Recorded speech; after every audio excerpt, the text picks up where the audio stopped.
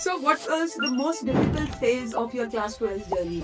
The most difficult phase, I would say, it was managing all three things together: 12th board, CUET, as well as CA Foundation. Was there ever a time when you doubted yourself? Yes, I have doubted myself many times, but I just learned that you can't compare yourself to someone who is already on chapter 10 when you are in the starting. What role did sample papers and mock tests play in your preparation?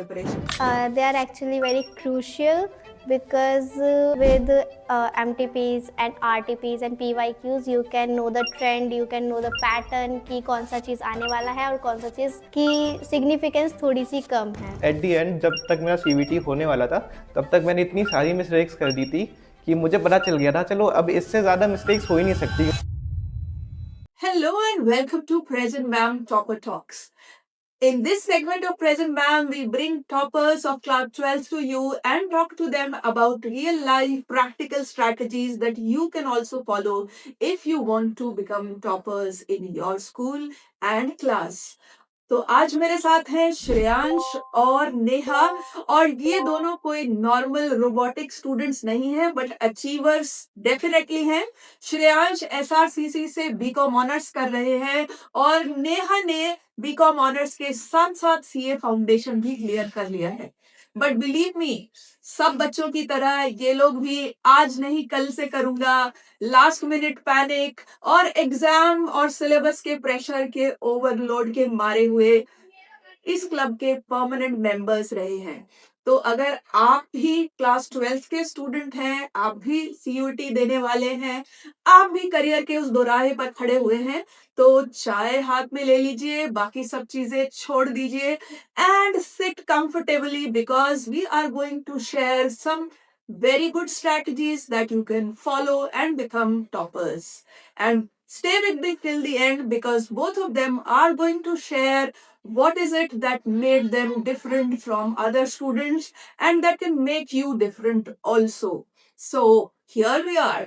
So both of you, आप लोगों ने 96% 95% marks score किए हैं, तो जब पहली बार अपना result देखा, what was your reaction? So my experience was really amazing. Like I just clicked refresh 3 times to check result. Is it real? या फिर मतलब कोई glitch तो नहीं है पोर्टल पे. But yeah, it was really real. My family was happy and I was very happy. So yeah, it was a really great experience. So Neha, कुछ band band की बैंड बैंड मंगाया गया घर पर? नहीं, it's like for me it was a relief. It was just a relief that yes, finally I just survived that phase. Yes. So what was the most difficult phase of your class 12 journey? The most difficult phase, I would say, it was managing all three things together: 12th board, CUET, as well as CA Foundation. So that was the most important and difficult phase of that. But yeah, I just handled it by time managing and prioritizing the right things. Okay. Was there ever a time when you doubted yourself? Yes, I have doubted myself many times, but I just learned that you can't compare yourself to someone who is already on chapter 10 when you are in the starting. Okay. That's a good way to look at it. And I would say that if you had to describe your class 12 journey in one word, what would that word be? It would be a roller coaster for me. Actually, complete roller coaster because in the starting of the class 12th, I just planned to study throughout the year, but ऐसा बिल्कुल नहीं हुआ. Actually, ma'am does know like I used to participate in a lot of extracurricular activities और ma'am ने भी मुझे बहुत promote करा कि yeah you should participate. So in the starting of my class 12th, it was just very little study like actually that I have planned. तो उसके वजह से मुझे बहुत लास्ट में जाके मेहनत करनी पड़ी. After my class 12th actually pre boards then I started studying actually. So you are saying कि क्लास 12 प्री बोर्ड्स के बाद भी अगर पढ़ाई शुरू की जाए तो भी बंदा कर Yeah, सकता है. you can actually crack SRCC or very easily if you focus on CUET. It's an objective based examination. You just have to focus on the MCQs. Like it is not subjective जैसे तुम्हारे class 12 के boards होते हैं. You just have to focus on your PYPs, previous year papers, and just solve the mocks. Very good. And Neha, what was your journey like? For my journey, I would say it was transformative because in the beginning of the year, my mindset is all about how would I do it? Will I be able to clear it or not? But later on, I just realized that I can if I will be consistent, hardworking, and I have the mindset like, yes, I can solve that problem. Okay. So on an average day, how many hours did you study? और honest जवाब देना, parents ये episode नहीं देख रहे हैं। Okay ma'am, तो starting में मैम मेरा एवरेज रहता था 4 to 5 hours, and I shifted to 8 to 9 hours after January for CVT preparation. Okay. Really? 8 to 9 hours? Yes, actually. Like for me, the 4-5 hours is enough for me because I guess it's not about how long can you sit, but it about how quickly you can adapt the concept, etc. So how did you balance studies in school and at home? So like तुम अगर school में अच्छे से पढ़ लेते हो तो you don't have to study the same thing at home again. Like school के नोट्स बहुत ही ज्यादा अंडररेटेड है। कुछ टीचर्स बहुत तुम्हें की कॉन्सेप्ट्स बताएंगे जो कि सीवीटी के लिए भी बहुत इंपॉर्टेंट है। तो 70 to 80% सिलेबस ओवरलैप करता है। सो अगर तुम स्कूल में अच्छे से पढ़ते हो तो तुम्हें वो चीज घर पे रिपीट करने की जरूरत नहीं है। सो आई थिंक मैं क्या करता था, मैं यही करता था कि स्कूल में अच्छे से जो टॉपिक्स बता रहे हैं सर सीयूईटी के लिए, मैं उनको अंडरलाइन या मार्क कर लेता था कि अच्छा ये मुझे दोबारा पढ़ना है, और बाकी तो मेरा मतलब 70% ओवरलैप होता था तो सही हो जाता था बस। So Neha, do you agree? Yeah, I agree on some points only because I believe कि अगर तुम एक चीज़ स्कूल में पढ़ लेते हो तो तुम्हें उसमें कुछ गैप्स रह जाते हैं एंड तुम्हें उसको फिलअप करने के लिए घर जाके दोबारा पढ़ना ही पड़ेगा एंड अगर गैप्स नहीं भी रहते तो भी तुम्हें रिवाइज करने के लिए और रिटेन करने के लिए दोबारा पढ़ना पड़ेगा। Okay, okay. So what was your revision strategy before the exams? So my strategy was like I used to read NCERT because मुझे किसी ने भैया ने बताया था कि देखो अगर तुम SRCC आना चाहते हो ना तो NCERT तुम नहीं मिस कर सकते। तो मैं ये सेम चीज तुम्हें ही कहूंगा कि तुम NCERT तो बिल्कुल ही मत छोड़ना, क्योंकि NCERT की डायरेक्ट लाइन से क्वेश्चंस बनते हैं। For example like in business studies you can underline the some important lines जिससे कि एमसीक्यूज बनते हैं और तुम उन्हें अच्छे से पढ़ो ताकि तुम सारी चीजें रिटेन कर पाओ। और यही सेम चीज तीनों सब्जेक्ट्स के लिए है। For accountancy, business studies and economics you have to go through NCERT completely. Okay. I just want to add a bit. I want to say कि NCERT sometimes NCERT is not updated, so you should also get your balance with the reference book so that you can get updated knowledge. So yeah. Okay. Okay. And what role did sample papers and mock tests play in your preparation? They are actually very crucial because with MTPs and RTPs and PYQs you can know the trend, you can know the pattern कि कौन सा चीज़ आने वाला है और कौन सा चीज़ की सिग्निफिकेंस थोड़ी सी कम है। अब इतने सारे abbreviations यूज किए हैं तो फुल फॉर्म भी बता दो भाई। What is MTP? So MTP stands for mock test papers, RTP stands for revision test papers, and PYQ stand for previous year questions. Okay, so all those seniors who are like me, these were the full forms. And now let's come to my favorite subject, that is English. So, how important do you think English is for improving your overall board percentage? So, ma'am, it is very important. English can make or break your percentage in boards actually. So, अगर तुम English को lightly लोगे बाकी बच्चों की तरह तो तुम्हारी इंग्लिश भी बहुत, तुम्हारी ओवरऑल परसेंटेज बहुत कम हो जाएगी इंग्लिश में। जैसे कि बहुत सारे बच्चे हमारी क्लास में थे जिनकी इंग्लिश बहुत अच्छी थी पर उन्होंने प्रैक्टिस नहीं करी, उन्होंने डेली राइटिंग की प्रैक्टिस नहीं करी फॉर बोर्ड्स। सो अगर तुम यही सेम मिस्टेक्स करोगे तो तुम्हारा भी इंग्लिश में बोर्ड्स परसेंटेज कम खराब हो हो जाएगी and you will suffer later. So don't do this mistakes, prepare well for English boards. You have to write answers, so be careful about that.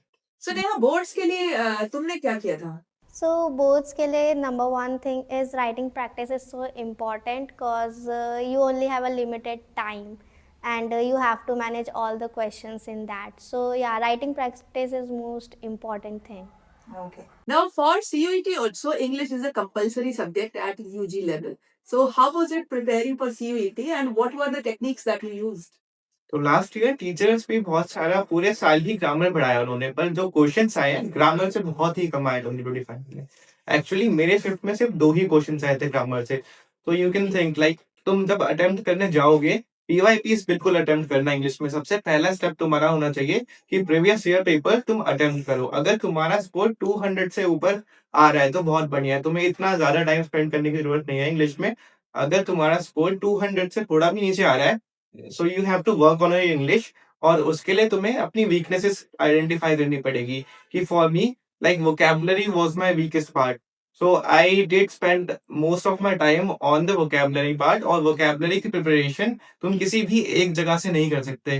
You have to be eclectic in selecting your sources. Like मैंने क्या करा था, मैंने the Hindu का editorial मैं एक daily ही पढ़ता था, द हिंदू का editorial.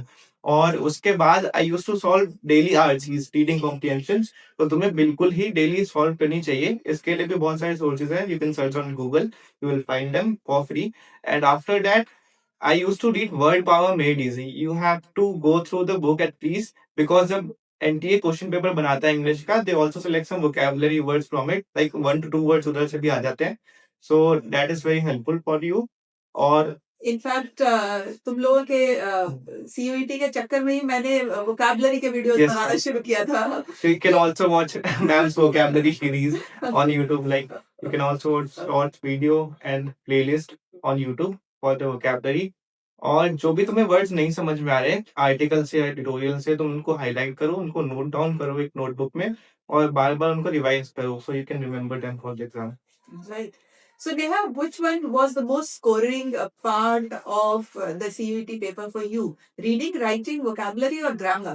So for me, it was reading comprehension, because in that thing you don't have to memorize all the past things. You can just answer based on the clarity which Okay. is given And in what the was the paragraph. strategy that you followed there? The strategy I followed is you have to read the questions first, so that you will be a little familiar with the words, so that when you will read the paragraph, when you will find that word again, that name again, your mind will be attentive, so that you can answer So those Neha, questions how important correctly. is English communication in professional courses like CA? So English communication is very important, because number one thing is वो आपको college में inferior feel नहीं होने देगी, क्योंकि college में ऐसे बहुत सारे बच्चे होंगे जो सिर्फ इंग्लिश में बात करते होंगे, एंड वहाँ पे आपको इन्फीरियरिटी कॉम्प्लेक्सेस नहीं होगा। And second thing is English is so important, because English हर चीज़ से रिलेटेड है। In case of technology, you need English. In case of books, you need English. In case of even using phone, you need English. So that's why English communication is very important. So did you ever feel hesitation in using English, and how did you overcome it? Yeah, a lot of times. Like hesitation will be there. You have to manage it. और इसमें मुझे ma'am ने बहुत ज़्यादा help करी है। I was a lot of I was an introverted student, like बहुत ही ज़्यादा जो बच्चे बात नहीं करते किसी से in the 9th standard. And after that ma'am force me actually कि मैं पार्टिसिपेट नहीं करता था बिल्कुल भी एक्स्ट्रा करिकुलर्स में। तो ma'am force me to participate in declamations and speech competitions, so that I can improve my English speaking. And yeah, it helped a lot. So thanks a lot, ma'am, for that. So students, when I tell you that classroom is the place where you can make mistakes, that is a place where it's a safe space, right? There is no inferiority or superiority. So that is the place, you should try it. Overcome your hesitation there. अगर आप mistakes भी कर रहे हैं तो क्या होगा? I mean, we are all equal there.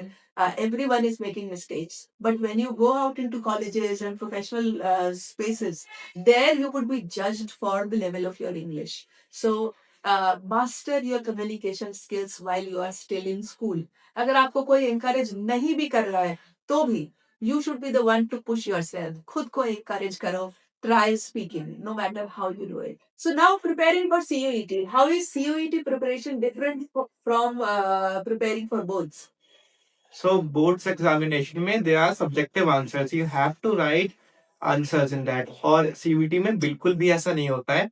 CUET में तुम्हें सारे ही objective type questions दिखेंगे. All the 50 questions will be MCQs, and you have to attempt all the questions in the CUET from the 2025 itself. Like हमारे ही batch से ऐसा हुआ है कि हम लोगों को सारे ही क्वेश्चंस अटेम्प्ट करने होते थे CUET में।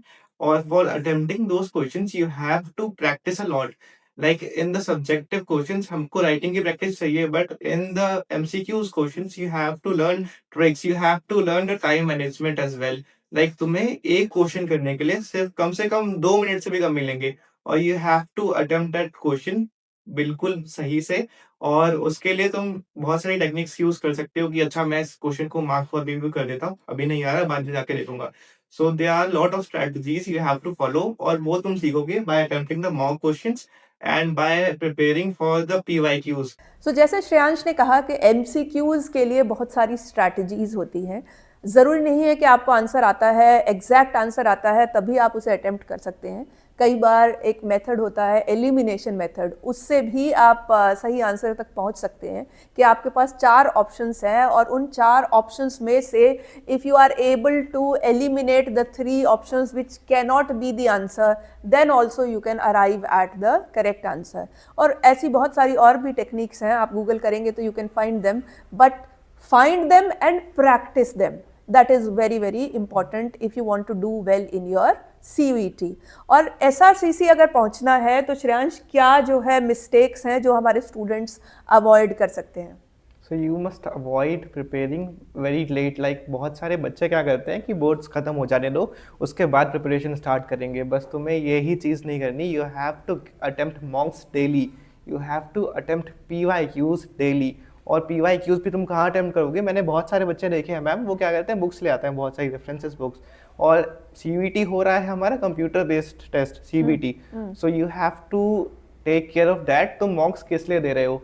एक रीज़न तो तुम्हारा ये है कि तुम टाइम मैनेजमेंट सीख रहे हो उससे, but the more important thing is the mind set that you build while attempting it on the computer और लैपटॉप एनीवेयर। सो तुम उसको अटेम्प्ट इस पर्सपेक्टिव से करते हो कि जब मैं अटेम्प्ट कर रहा हूँ तो मैं ये सीख रहा हूँ कि ये एकदम एग्ज़ाम लाइक सिचुएशन है, और मैं जब अटेम्प्ट करने जाऊँगा CUET तो मुझे भी ऐसा ही करना होगा। तो you have to prepare, you learn time management from there, you learn कि क्वेश्चंस कैसे आते हैं, पर मॉक्स का जो स्कोर होगा उससे तुम बिल्कुल भी मोटिवेट या डीमोटिवेट मत होना। If you make mistakes, learn from them, be happy like I am making mistakes. तो अभी मैं सीख लेता हूँ, ये मिस्टेक्स मैं बाद में नहीं करूँगा जब CUET आएगा। So prepare an error log, you can make some mistake notebook और सम एरर लॉग। मैंने क्या करा था मैम, मैंने एक ड्राइव लिंक बनाई थी और उसमें I used to take screenshots of मेरे कौन से भी क्वेश्चंस गलत हुए हैं, उनके आंसर्स कहाँ पे गलती करी मैंने, तो मैं उनके स्क्रीनशॉट्स ले लेता था और उनको मैं एक ड्राइव फोल्डर पे स्टोर करता था। कि जैसे इंग्लिश का हो गया, इंग्लिश में मैंने इस वाले मॉक में, इस वाले ईयर के मॉक या फिर PYQ में मैंने इतने सही मिस्टेक्स करी और यहाँ पे मैं इम्प्रूव कर सकता था। तो मैंने सारी एट दी एंड जब तक मेरा CUET होने वाला था तब तक मैंने इतनी सारी मिस्टेक्स कर दी थी कि मुझे पता चल गया था चलो अब इससे ज़्यादा मिस्टेक्स हो ही नहीं सकती, क्योंकि बेसिकली थोड़े ही कंसेप्ट्स होते हैं जो तुम्हें पढ़ने रहते हैं जहाँ तुम मिस्टेक्स करते हो। अगर तुम बार बार उन चीज़ों को रिपीट करोगे तुम दिख जाएगा तुम्हें, मतलब कि यहाँ मैं मिस्टेक करता हूँ और अच्छा मैंने इसको सुधार लिया है। तो उसके बाद जैसा हमारा मैथ्स में होता है ना, एक सेट होता है एक सबसेट होता है, तो your set of mistakes you can make is limited. तो अगर तुम उनको रिकॉर्ड करोगे यू हैव दैट सेट कि अच्छा इससे ज़्यादा मिस्टेक्स नहीं होंगी। तो that is very important, you have to prepare, you have to make a mistake log. तुम कहीं भी बनाओ उसको नोटबुक में या फिर ड्राइव में, पर तुम्हारे पास एक ऐसा मिस्टेक लॉग होना चाहिए। बिल्कुल बिल्कुल। सो देखिए, अगर इस तरह मैथमेटिकली एनालाइज करके आप अपनी मिस्टेक से सीखोगे then definitely no one can stop you from going into your dream college. तो स्ट्रैटेजी आपके सामने है, अब फॉलो आपने कैसे करनी है वो आप पर डिपेंड करता है, but I am sure you have made a note of it. Now coming to you Neha, आप बताइए कि CA की तैयारी करना कितना मुश्किल था और आपने क्या स्ट्रैटेजीज अपनाई? मुश्किल तो था क्योंकि CA फाउंडेशन का पासिंग परसेंटेज इस साल का सितंबर 2025 का was somewhere around 14.66 something. So yeah, it's a tough thing, but the strategy I have used is short revisions. You don't have to like sit for hours and do everything like again. Yes, and in just a one take. You can do short revisions.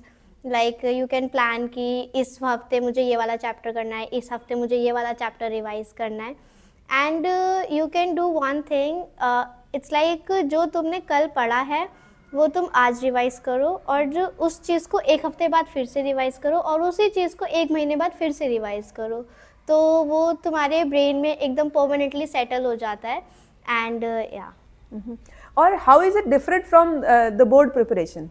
So preparing for CA foundation is different from board preparation because in board preparation you can write the answer if you have wrote them, like अगर आपने उस चीज़ को रट्टा मारा है आप तब भी उसके बारे में लिख सकते हो, but in CA foundation you can't because in CA foundation you need concept clarity and अगर आप में वो है, आपको पूरे कंसेप्ट पता है, तो ही आप उन्हें आंसर कर पाओगे क्योंकि उसमें जो सब्जेक्ट्स रहते हैं accounts, laws, eco and quantitative aptitude, इनमें मेजॉरिटी जो केस क्वेश्चंस होते हैं वो केस बेस्ड होते हैं, तो उसमें आपको अपना एनालिटिकल माइंड लगाना ही पड़ेगा जो भी आपने कंसेप्ट पढ़े हैं। पढ़ाई की बात करें और स्ट्रेस और मोटिवेशन की बात ना करें, कैसे पॉसिबल है? So how did you manage stress during exam days? Neha कैसे करती थी? सबसे पहले स्ट्रेस तो आता है इस चीज़ को लेके जब आपको ऐसा बार बार लगे कि रह गया, चीज़ें रह गई, तो सबसे पहले तो आपको वही टाइम टू टाइम पढ़ाई करनी है, कंसिस्टेंट रहना है, but still if you are over thinking a lot कि यार क्या होगा, कैसे होगा, तो मैं उस टाइम पे करती थी, मैं फ़ोन चलाती थी और फ़ोन चलाने में मैं देखती थी यूट्यूब पे आकाश गुप्ता के stand up comedies because I personally like stand up comedies a lot. So that's a good way to break your tension का जो साइकिल है वो, चाहे आप कॉमेडी देखें, चाहे आप गाने सुने या जो भी चीज़ें आपको स्ट्रेस बस्टिंग के लिए जो यूज़ करते हैं आप उसको कर सकते हैं, बट फ़ोन पढ़ाई खा जाता है या सिर्फ टेंशन ब्रेक करता है? ऑनेस्ट आंसर देना। तो फ़ोन के डिस्ट्रैक्शन से बचना हो तो श्रेयांश क्या करते थे आप? तो मैं क्या करता था, I use to have a app blocker, you can use any app blocker. मेरे पास एक ऐप ब्लॉकर रहता था, उसका नाम है YPT, you can search on Google Play Store और app store, you will find that. उसमें क्या होता था, you can block specific apps, like मैंने क्या करा था, मैंने सारे ऐप ब्लॉक कर दिए थे, जस्ट यूट्यूब ही मेरा एक अनब्लॉक ऐप था। अगर मैं लेक्चर्स देख रहा हूँ तो मैं यूट्यूब पे देखूंगा और बाकी कुछ नहीं करूँगा। और उसमें एक और फीचर था कि you can study with your group, like मेरे ग्रुप में हम लोगों ने CVT का मैम एक इन्फॉर्मल ग्रुप बनाया था, एक ग्रुप मुझे व्हाट्सएप पे गूगल से ही मिल गया था। तो उसमें क्या करते थे बच्चे, we use to study daily, like उसमें एक लीडर बोर्ड होता है कि जो भी सबसे ज़्यादा स्टडी कर रहा है उसको टॉप पे आएगा। तो मैं देखता था कि अच्छा इसने तो 10 घंटे की पढ़ाई कर ली, मैंने सिर्फ आज 2 ही घंटे करी है, तो आई यूज टू कि फील मोटिवेटेड कि हाँ मुझे भी करना है। आई यूज टू स्टे। सो जैसे वो कहते हैं कि दाग अच्छे हैं, कभी कभी कंपैरिजन भी अच्छा होता है। इट ऑल डिपेंड्स अपॉन आप अपना कंपैरिजन किसी से किस कारण से कर रहे हैं। तो अगर आप ऐसे कंपेयर कर रहे हैं कि हाँ उसने इतना अच्छा काम किया तो मैं भी कुछ अच्छा करूं, उसने इतनी पढ़ाई की तो मैं भी पढ़ाई करूं, तो ऐसे में कंपैरिजन अच्छा होता है। एंड YPT की कोई पेड प्रमोशन नहीं है, but sounds like a good sponsored app. It's not a sponsored app, but उसके ऐसे बहुत सारे ऐप्स हैं, you can use that as well. Yes, technology की जो काट है वो भी टेक्नोलॉजी से ही मिलती है। तो हम ये नहीं कह रहे कि भाई फ़ोन अपने आप में, टेक्नोलॉजी अपने आप में बुरी है, सिर्फ उसका आप कैसे इस्तेमाल करते हैं, that is what makes a difference. और बिना रैपिड फायर राउंड के तो हमारा सेशन कंप्लीट होगा ही नहीं, तो फटाफट जो आंसर देने हैं। मॉर्निंग या late night study? Morning. Late night. Okay. NCERT या reference books? NCERT। Reference book. Study with music और silence? Silence. Music. Mobile while studying, useful और हार्मफुल? बोथ। या यूजफुल। हार्ड वर्क और smart work? Smart work requires hard work in the right direction actually. Same. Okay. Reading newspaper? Yes or Daily. no? Yes. No. Okay. Writing practice daily? No. For CVT, no. For CA foundation yes, because business laws में काफ़ी ज़रूरत पड़ती है। अरे वाह। सो आप देख सकते हैं कि राइट स्टडीज़ का कोई प्लान नहीं है, आप दोनों रास्तों से ही टॉपर बन सकते हैं। इट ऑल डिपेंड्स अपॉन कि आपको कौन सा रास्ता सूट करता है। So what is your one top rule for studying for boards? So for me it was concept clarity as well as revision, because अगर ये दोनों आपके पास है तो फिर तो आपको कोई नहीं हरा सकता। बहुत बढ़िया। और अगर क्लास 12th के स्टूडेंट्स आज प्रिपरेशन शुरू करें, then what should they focus on? You should focus on attempting previous year papers and analyze your scores accordingly, then make your plan कि मैं कैसे cover up करने वाला हूँ. और इंग्लिश इम्प्रूवमेंट के लिए one important tip. I would से स्पीक इन इंग्लिश एंड आप वो चीज़ें देखो जो इंग्लिश में होती है, बिकॉज समवेयर नेटफ्लिक्स जो लोग देखते हैं इंग्लिश में सबटाइटल्स के साथ, उनकी इंग्लिश ज़्यादा अच्छी होती है एज़ कम्पेयर टू समवन जो हमेशा किताबों में रहते हैं, तो इसलिए. सो इवन नेटफ्लिक्स देखना is not bad. But just focus on the right kind of movies and shows. Okay. So finally, one last piece of advice that you would like to offer our students. Just enjoy your journey while preparing for your exams. And I would say accept yourself, number one thing, because अगर आपके दिमाग में हमेशा चलता रहेगा कि वो आ गया वो आ गया, so accept yourself and then improve. Okay. So आज के टॉपर्स के साथ ये बातचीत आपको कैसी लगी? ये लोग हमेशा से टॉपर नहीं थे, but what made them toppers is that they were consistent. तो आप भी कंसिस्टेंट बने, परफेक्ट बनने की कोशिश ना करें. No one is perfect. And if you want to become a part of this classroom family, then save this video, share it with the juniors, and comment next topper loading. Thank you.